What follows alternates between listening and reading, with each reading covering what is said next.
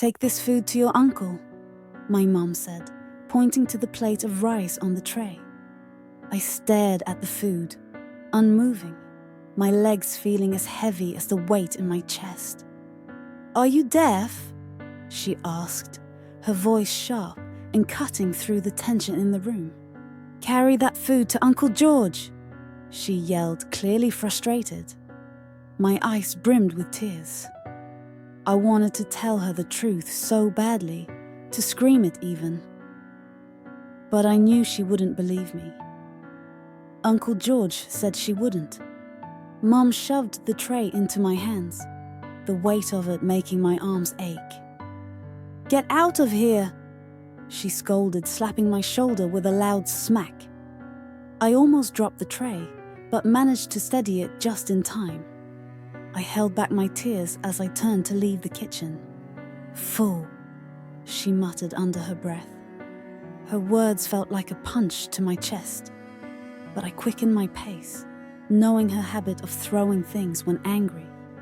I still remembered the day she threw the kettle at me because I broke a plate. It didn't hit me that day, but the fear of it stayed with me. I wasn't about to test her patience again.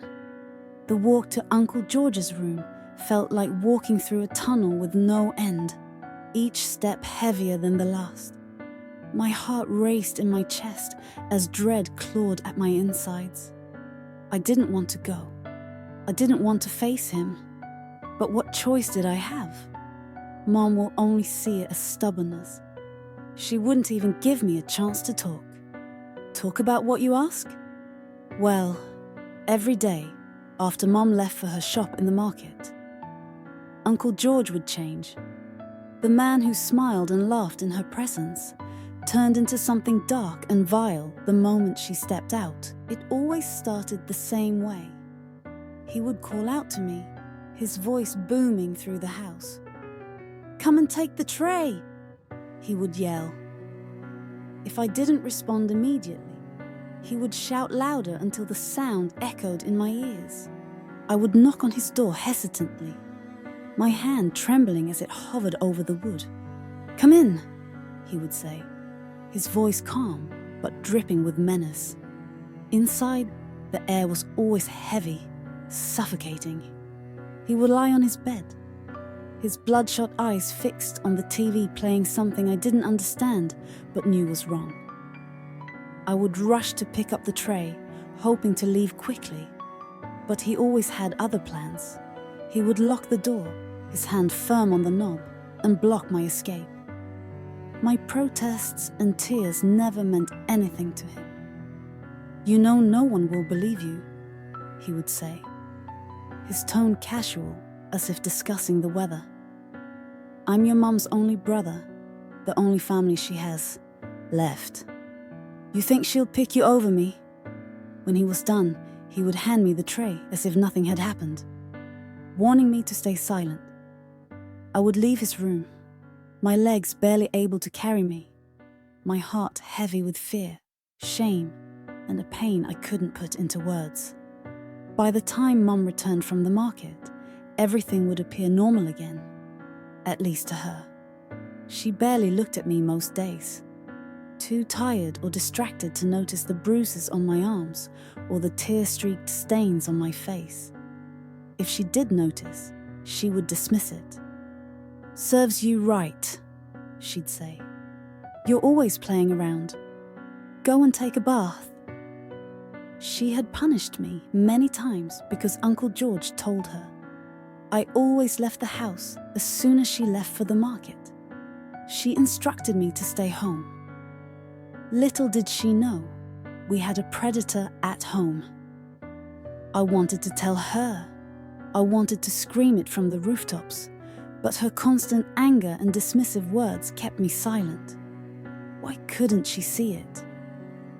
Why didn't she notice the sadness in my eyes, or the way I flinched every time Uncle George came near?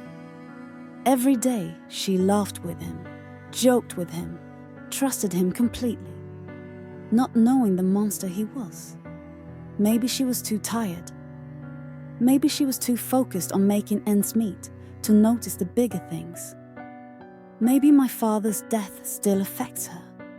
Or maybe she just didn't want to see it. Either way, I feel unseen.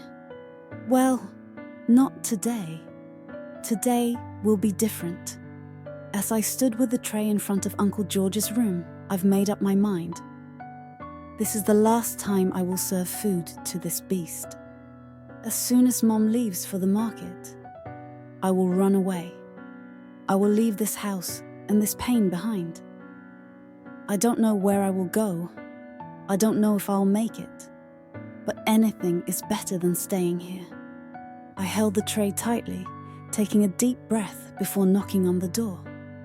This time, I wasn't trembling because of fear. I was trembling with determination. Mothers.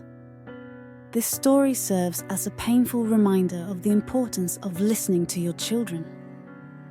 Pay attention to the changes in their behavior, the fear in their eyes, and the hesitance in their voices.